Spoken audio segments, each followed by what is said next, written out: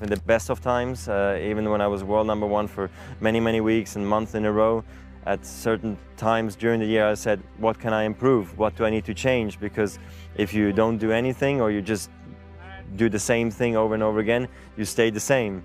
And staying the same means going backwards because the other guys are working hard and improving. So I always needed to find ways to improve my game as well. I don't think it's enough just to love it and then just to do it and go out and win it. It's not that simple. You need to have structured goals. You need to tell yourself, okay, what are my goals for the short term? What are my goals for the long term? Now that I've accomplished almost everything, I'm supposed to go out on the tennis court thinking, let's just play free, it's just hit the ball, who cares, you know? But this is not how you're going to win matches because it comes down to margins and you have to be so clear in your mind exactly what you want to do and what you want to achieve. And for me, it doesn't work without any goals, without any targets. I cannot compete properly. It's okay to lose, like him probably too, it's okay to lose, but you still want it badly. So, and I think that combination got me the win tonight. Then that's where confidence can help in a big, big way, because you might be actually not feeling great physically or mentally, you're drained, but the confidence somehow gets you through. And when you don't have confidence, that's then when you have to sort of trust all the hard work you've done, and you have to keep on working hard so success comes back. So that's when it becomes tricky, I think, when confidence sort of totally leaves you or you doubt your confidence, you know. So how I stay motivated, I think for me it's actually quite easy because I get a chance to play on center courts around the world. I've seen a lot of the places many times, so I have a lot of friends that I have in each city that I visit. And then training, that's where I think it's most challenging to make trainings exciting. So I try to sometimes practice in new places, have fun practice partners, and I think the team's super crucial for me. You know, they are the ones that tell me, let's do the running, let's do the jumping, let's do the, you know, this exercise in tennis today. This is what we do in treatment today, and all these things make it so worthwhile then. And then if you win a little bit, it's more fun. My overall game, I have to come to the net, I have to try to finish, I have to try to take chances. To me, it seemed like there was more positives than negatives, and if my dream was really to become a professional tennis player, maybe I felt I should do it. Even though I had a great setup in Basel at home, and then when I went, it was very exciting.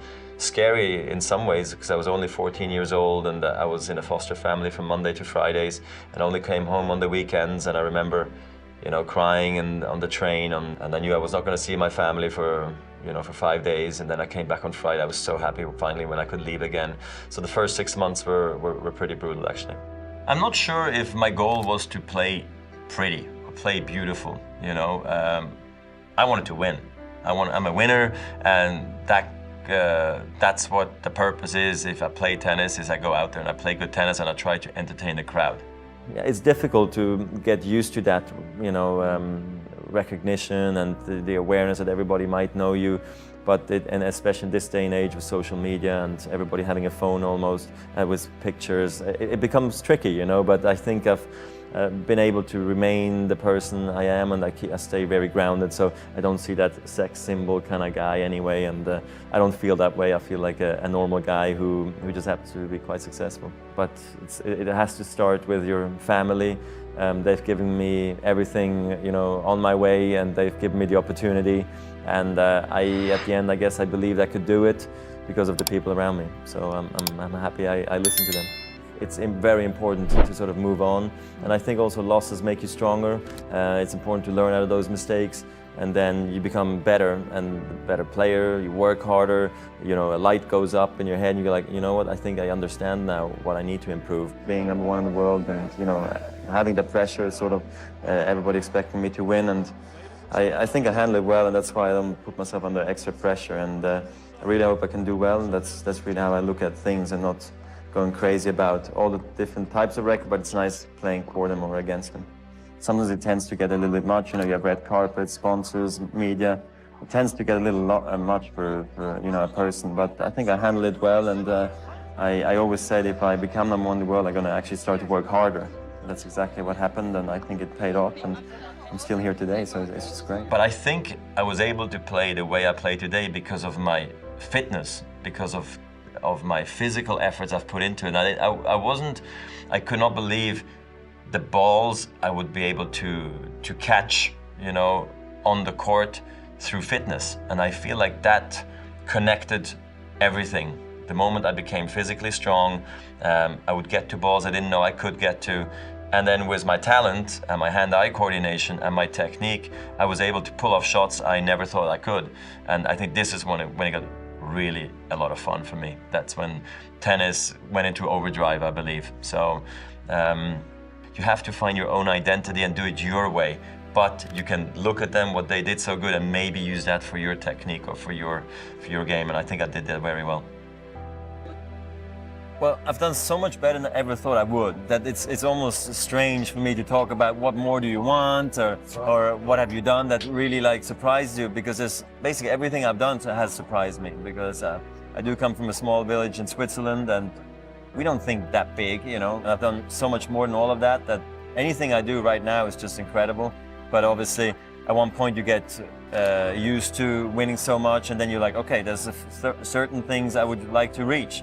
It's just happy to play tennis and spend time with my friends, really.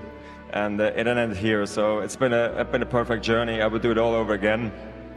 Very rare in this day and age. I think we actually almost appreciate if that the other person exists and plays so well, because it actually brings the best out of you. And I've had a harder time when more and more rivals were coming up, because I always thought I don't need those guys. I'm just happy to dominate and play so well.